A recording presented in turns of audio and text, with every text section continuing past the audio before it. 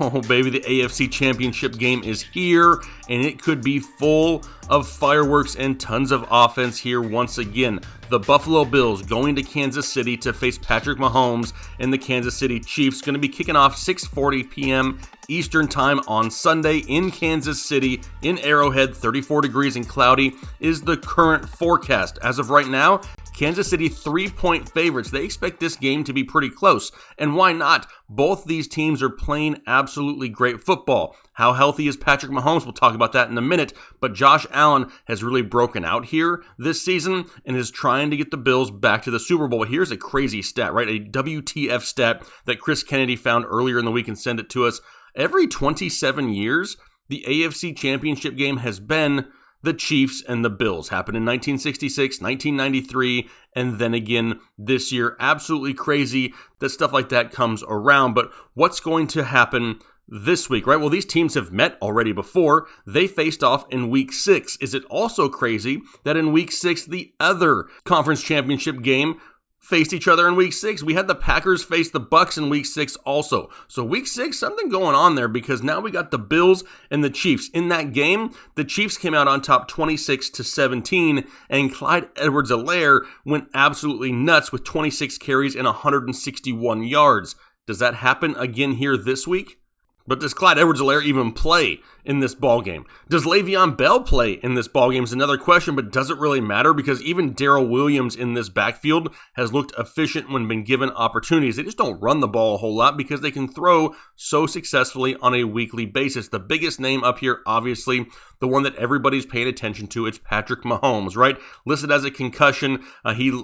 Trust me, he's going to be out there this week. There's no way they don't have him on the field for the AFC Championship game. Patrick Mahomes will play this weekend. I'm fairly 99.9999999% confident in that. Sammy Watkins, maybe not, but really don't care about Sammy Watkins that much. Honestly, with Demarcus Robinson and Mecole Hardman, the other big play threats are going to be there. Plus, Hill and Kelsey going to eat up almost everything. On the Buffalo side of things, you got Gabriel Davis, Stephon Diggs, and Cole Beasley. 3 pass catchers, all 3 banged up. Gabriel Davis not practicing as of yet. That's getting concerning. However, Diggs and Beasley should be good to go here by the weekend. Maybe you're looking to fill out a DraftKings lineup here, and here's a few guys from each roster and their current values. The one name that I'm circling on here and putting into almost all of my DFS lineups is going to be Darrell Williams. We talked about it earlier with CEH and Le'Veon Bell banged up. We could see a whole lot of Darrell Williams, and he's looked just fine when given the opportunity. Don't forget, Damian Williams carried a lot of people last year. Could we see Darrell Williams doing the same thing this year? I love it for the $4,800 price tag. We already know that the Tyreek Hills and the Travis Kelce's and the Patrick Mahomes, they're going to be highly owned. They are every single week, and deservedly so. They put up huge numbers. On the Buffalo side of things, there's one name that I'm kind of focusing on here as well. If you're looking to save a little bit of cash so you can spend up and get some of these bigger names, I don't hate Dawson Knox as the tight end option here this week, especially only at $2,800. That will free up a lot of funds for you to go after some of these other big names between both these ball games if that's the slate that you've chosen.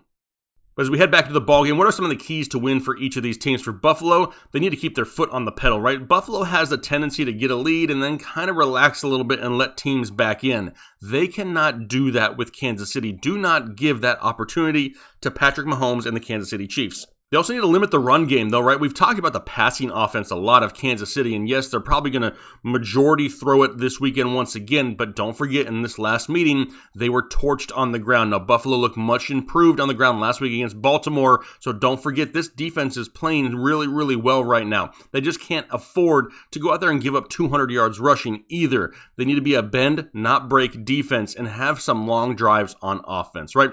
What is the best way to keep the Kansas City Chiefs from scoring?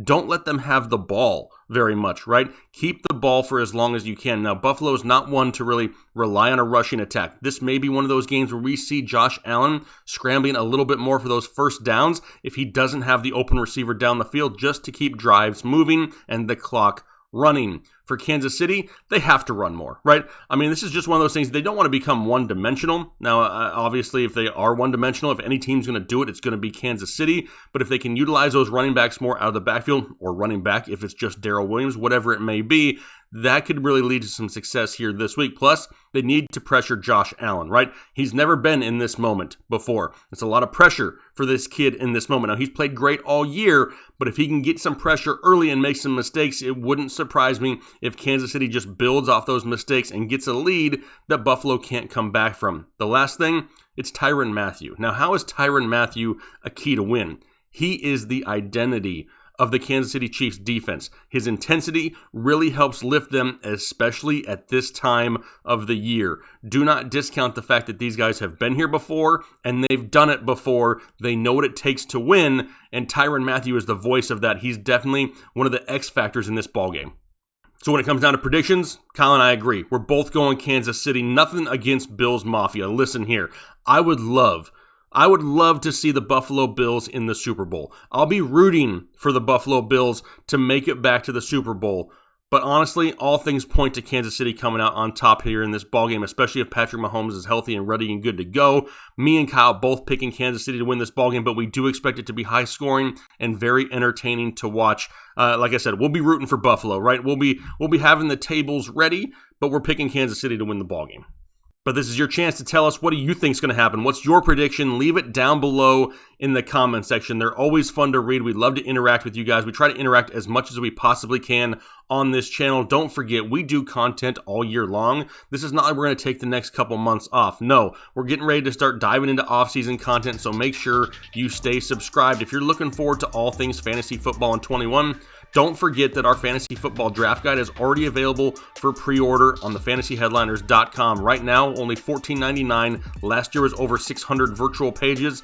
It wouldn't surprise me if this year is even more. Go get yours before it's too late. But we greatly appreciate that support. Enjoy watching some football this weekend, and we'll talk to you later.